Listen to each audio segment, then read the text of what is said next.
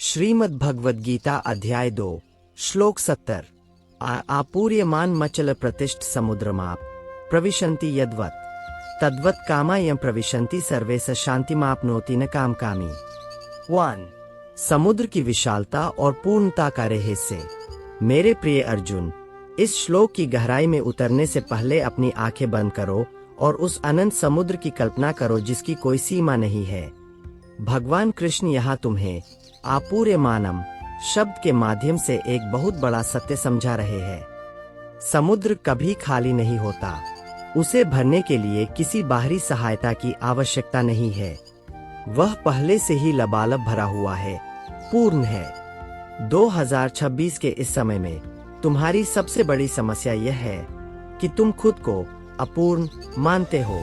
तुम्हें लगता है कि जब तक तुम्हारे पास वह विशेष पद, वह धन या वह प्रशंसा नहीं आएगी, तब तक तुम अधूरे हो। लेकिन यह श्लोक तुम्हें याद दिलाता है कि तुम्हारी आत्मा उस समुद्र की तरह है जो स्वभाव से ही पूर्ण है। जैसे समुद्र को नदियां नहीं बनाती, वैसे ही बाहरी सफलताएं तुम्हें नहीं बनाती।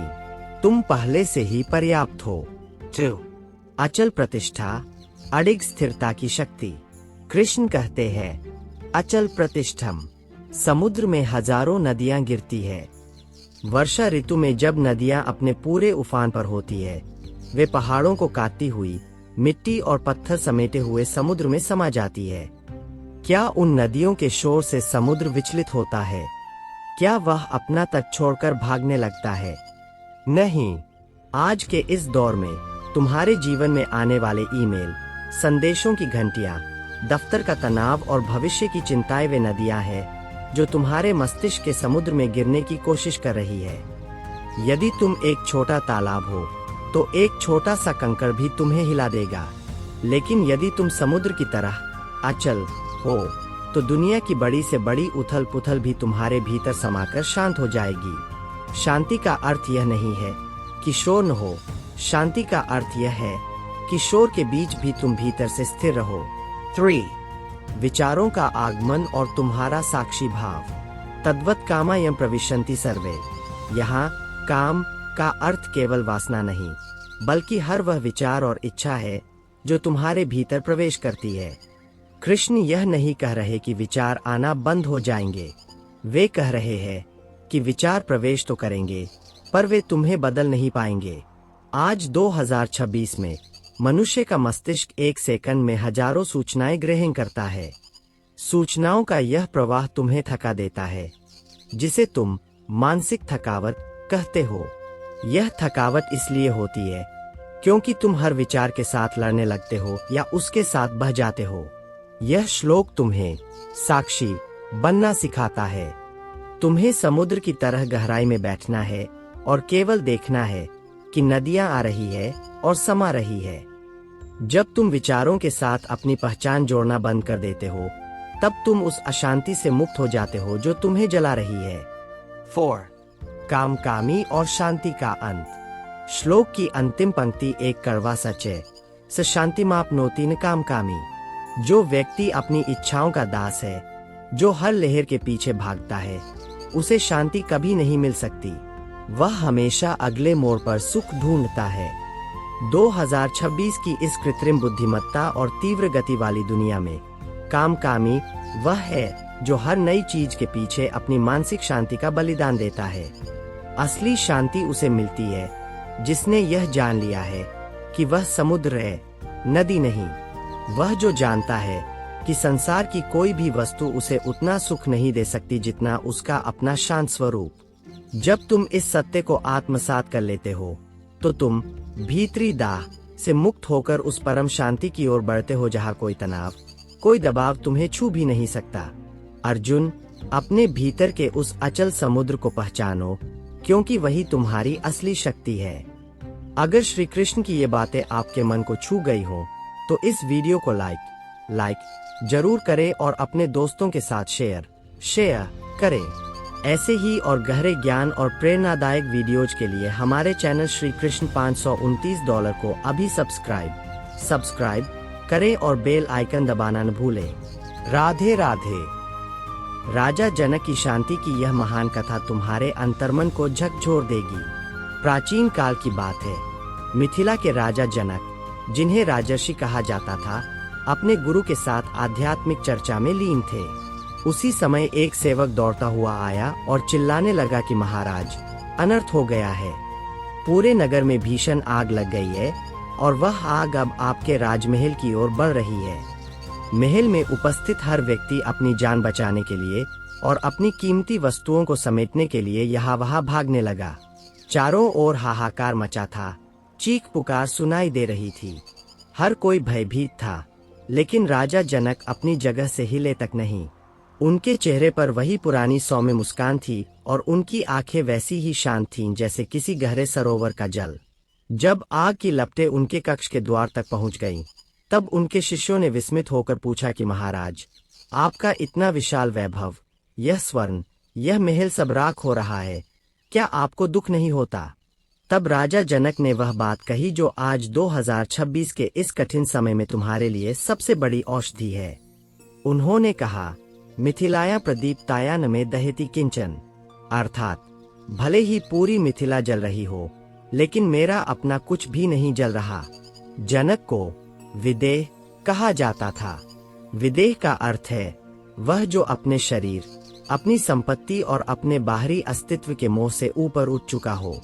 उन्होंने समझ लिया था कि महल ईंट और पत्थरों का बना है, वह आज है और कल नहीं होगा।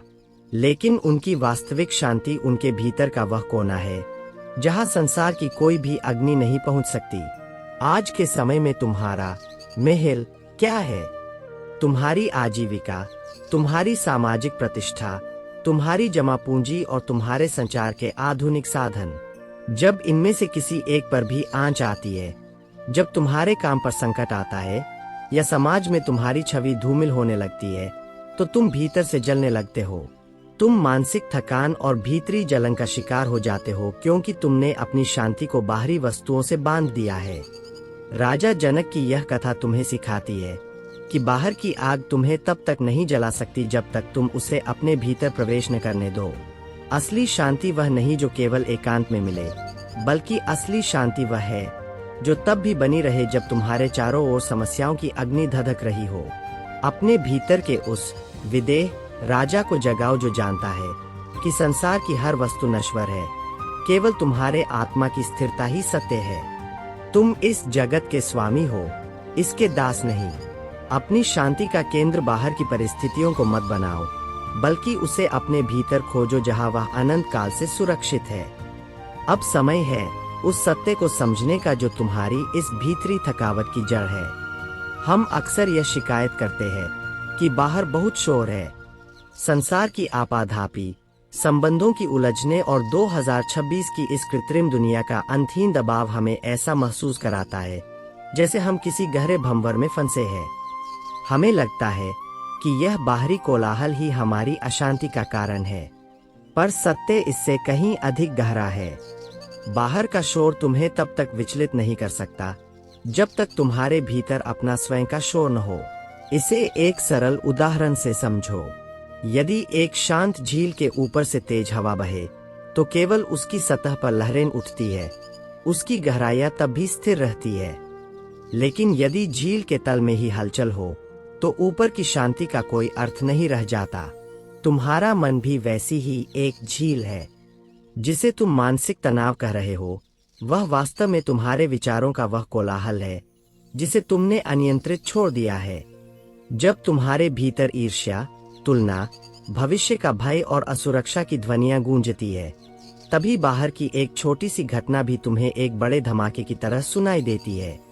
आज की इस दुनिया में समस्या सूचनाओं की अधिकता नहीं है। समस्या यह है कि तुमने अपने मन के द्वार खुले छोड़ दिए हैं।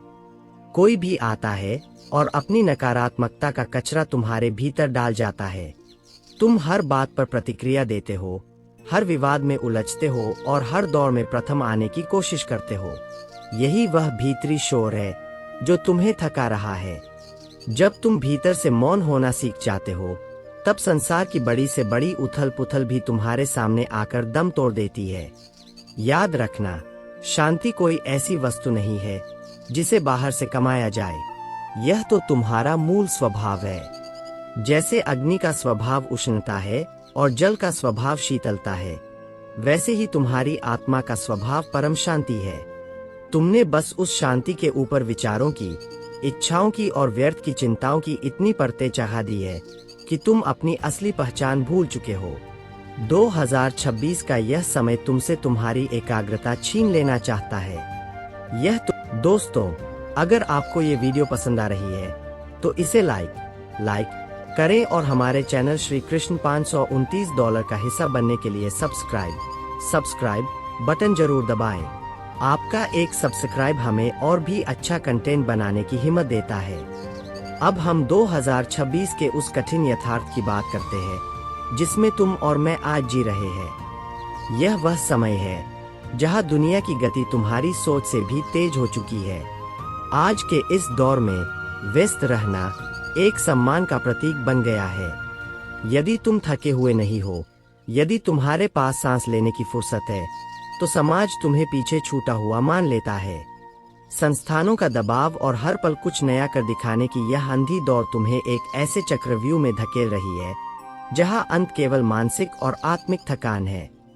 2026 की इस तकनीकी दुनिया में हमने समय बचाने के लिए मशीनें तो बना ली, पर विडंबना देखो कि हमारे पास खुद के लिए ही समय नहीं बचा।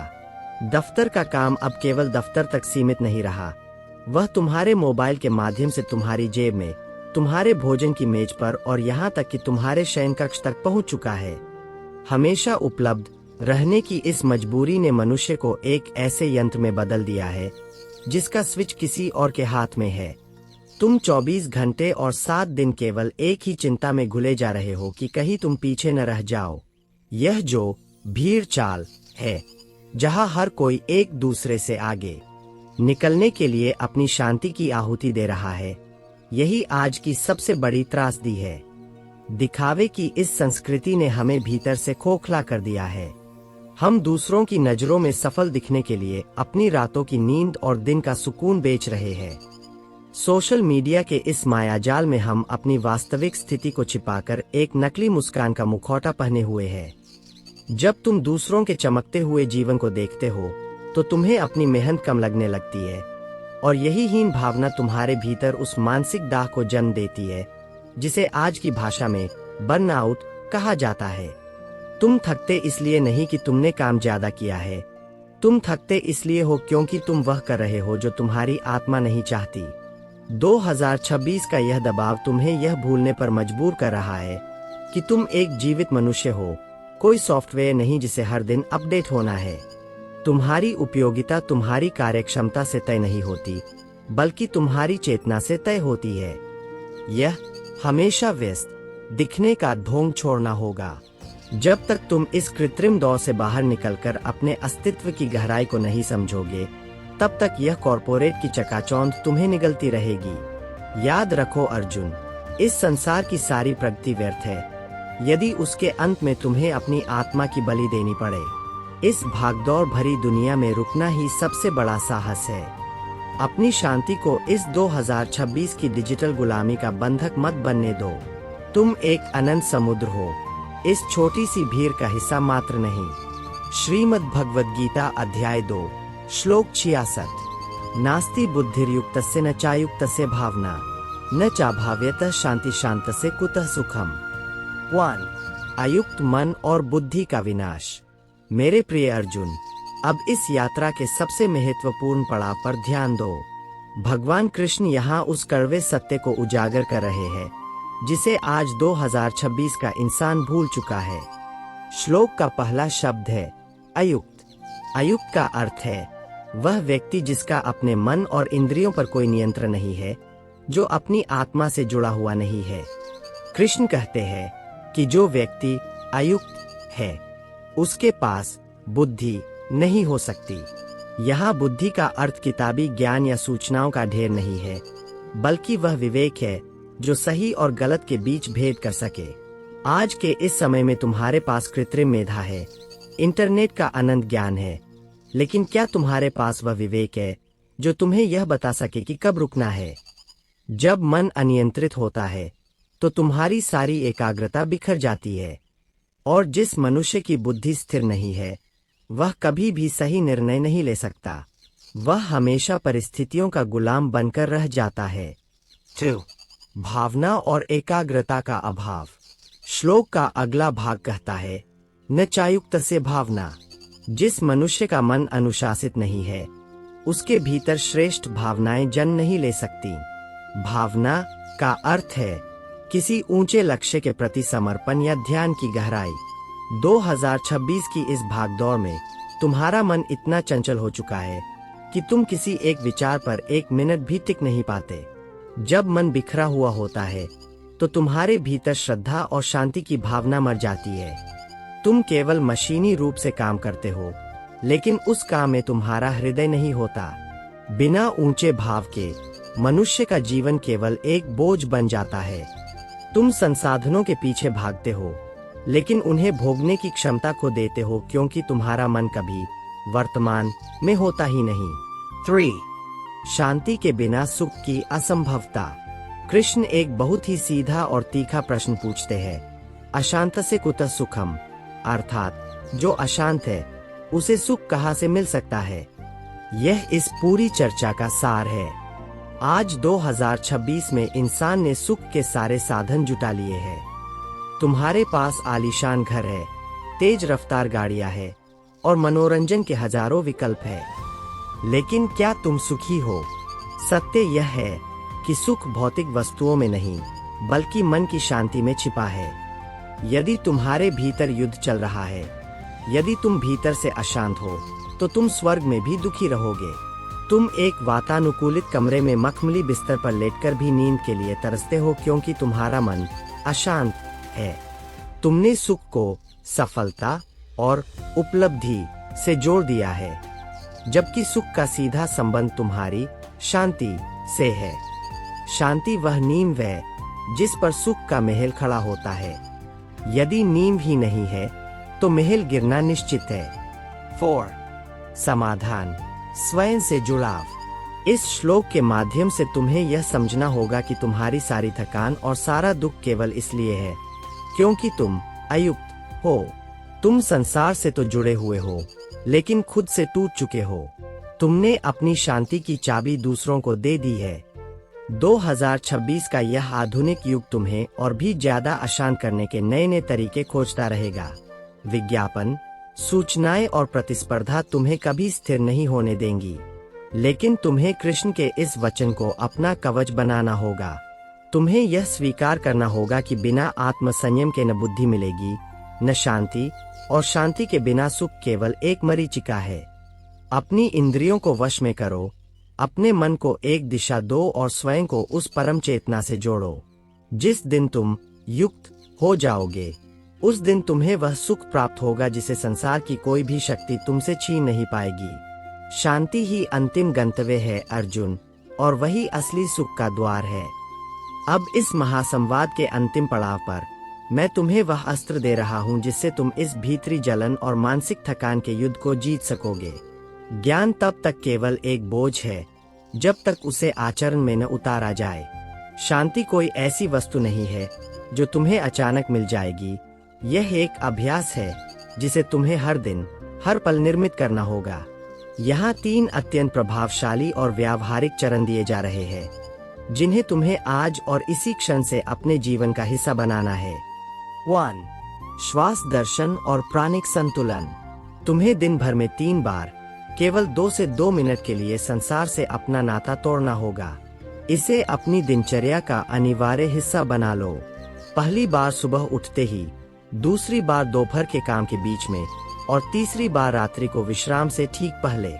इन 120 सेकंड के लिए तुम किसी पद, किसी जिम्मेदारी या किसी चिंता के दास नहीं हो।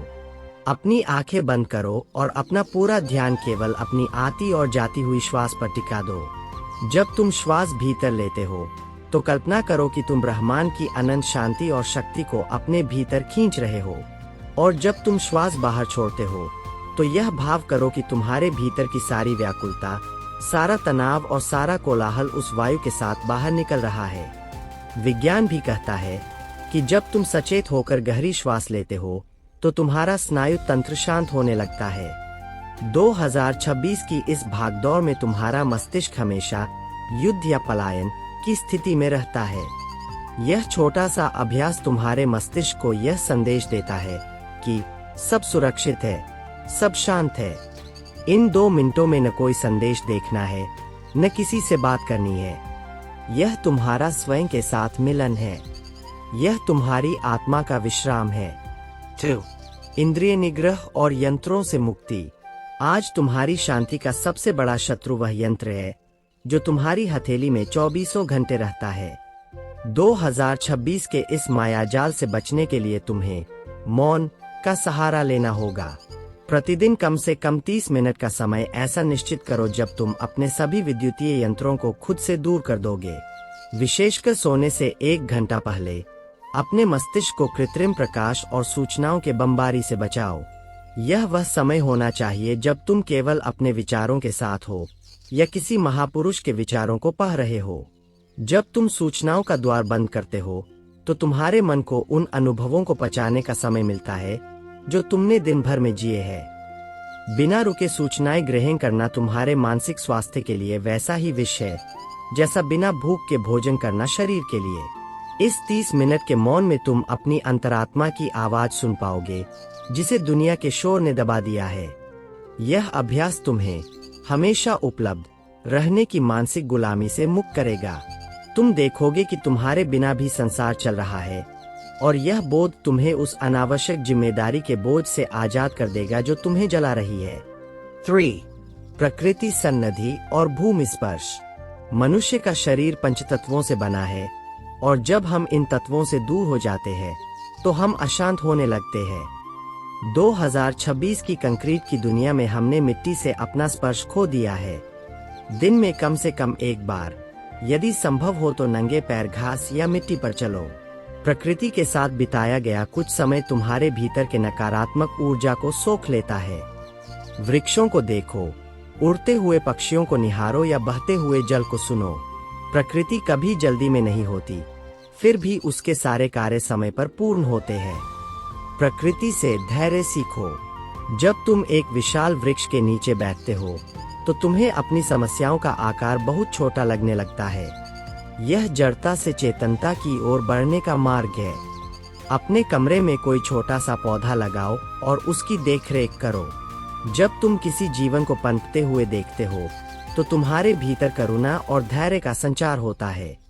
यह जुड़ाव तुम्हें याद दिलाता रहेगा कि तुम इस विराट अस्तित्व का एक अटूट हिस्सा हो। तुम्हारे भीतर वही चेतना है जो उन सितारों में है। अर्जुन, ये 3 चरण साधारण लग सकते हैं, पर इनकी शक्ति असाधारण है। यदि तुम इनका निरंतर पालन करोगे तो तुम पाओगे कि तुम्हारे भीतर का वह समुद्र जिसका वर्णन हमने शुरुआत में किया था अब शांत और अचल होने लगा है। अब बाहर की कोई भी आग तुम्हें जला नहीं पाएगी क्योंकि तुमने अपने भीतर शांति का अमृत खोज लिया है। उठो और अपनी शांति पर अपना अधिकार सिद्ध करो।